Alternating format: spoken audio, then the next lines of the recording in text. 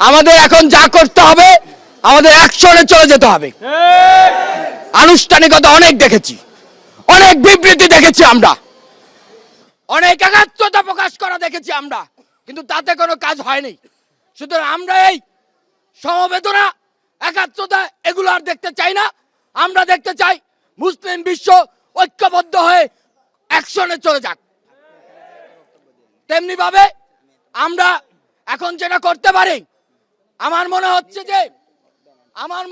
যে আমরা এই আমেরিকার মতো, ইসরায়েলের মতো, ভারতের মতো নরপিশাচদের কথা না বলে আমরা আমাদের যারা মুসলমান কান্ট্রি আছে এদেরকে জাগানো দরকার। এরা ঘুমন্ত অবস্থা আছে, এদেরকে জাগিয়ে তুলুন।